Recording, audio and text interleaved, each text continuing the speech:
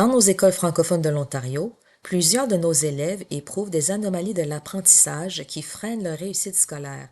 Afin d'assurer leur réussite, il est le devoir du personnel enseignant et de toute l'équipe pédagogique de bien s'informer quant aux pratiques pédagogiques les plus convenables.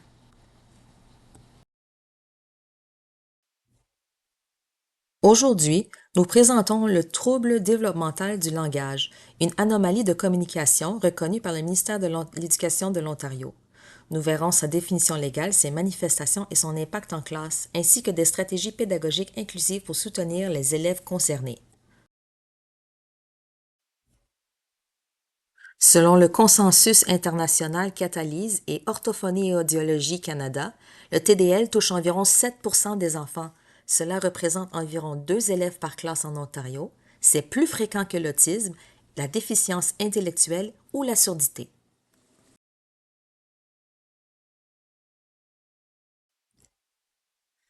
Le DSM-5 définit le TDL comme un trouble neurodéveloppemental caractérisé par des difficultés persistantes à comprendre et à produire le langage, affectant le vocabulaire, la grammaire et l'organisation du discours.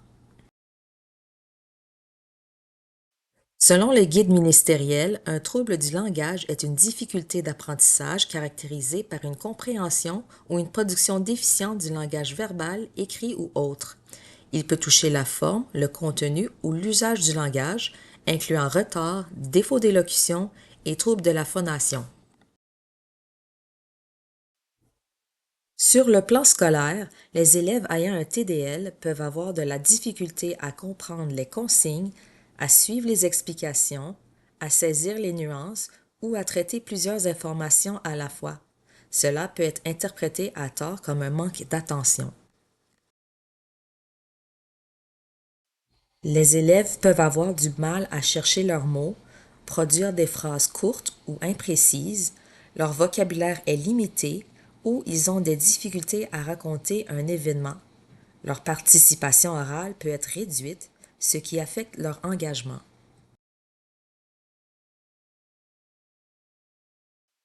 Le TDL peut aussi affecter la lecture, l'écriture ou la compréhension de textes.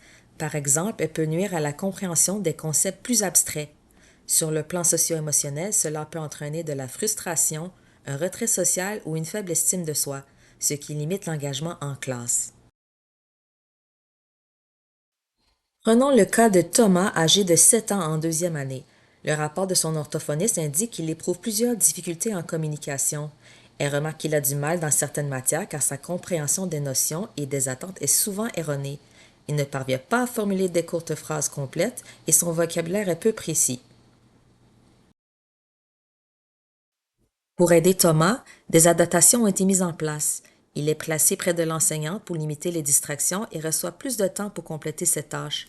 Les mots importants sont surlignés et les syllabes sont séparées à l'aide d'un crayon pour faciliter la lecture.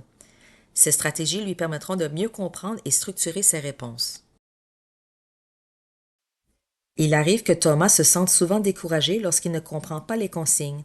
Pour l'aider, l'enseignante l'encourage à formuler de courtes demandes verbales et reformuler ses interventions avec un modèle approprié. Lorsqu'il mélange le français et l'anglais, elle lui fournit le bon modèle tout en valorisant ses efforts. Cette approche renforce son langage et sa confiance.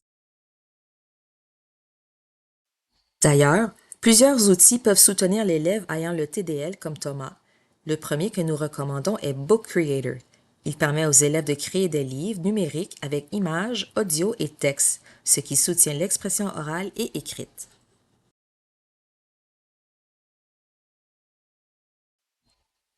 Le deuxième outil est VoiceThread. Il permet aux élèves d'enregistrer leurs réponses oralement, ce qui réduit la pression de la production écrite et valorise la participation. En pesant un simple bouton, ils peuvent transcrire tout ce qu'ils ont à dire sur une fiche et compléter les travaux comme les autres dans la classe. Ces outils s'inscrivent dans l'approche de la conception universelle de l'apprentissage, CUA, qui vise à offrir plusieurs moyens de représentation, d'action et d'expression. Ils rendent donc l'apprentissage plus accessible pour les élèves ayant un TDL.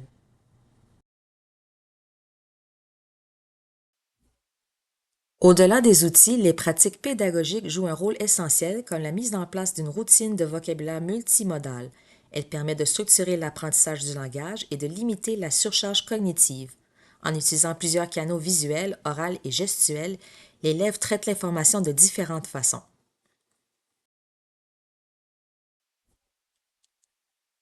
Cette routine repose aussi sur un accompagnement progressif de l'enseignant.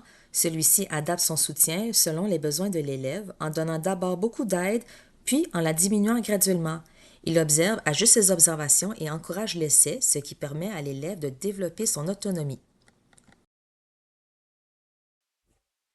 Cette façon d'accompagner les élèves s'appuie sur des pratiques reconnues en orthophonie qui mettent l'accent sur l'exposition répétée, les reformulations et le soutien progressif.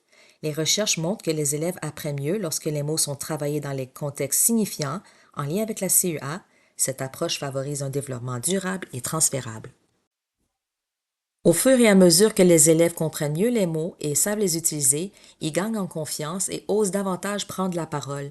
Le travail répété du vocabulaire à l'aide d'images, de gestes et de phrases modèles permet aussi de renforcer la mémorisation et le réemploi des mots dans différents contextes.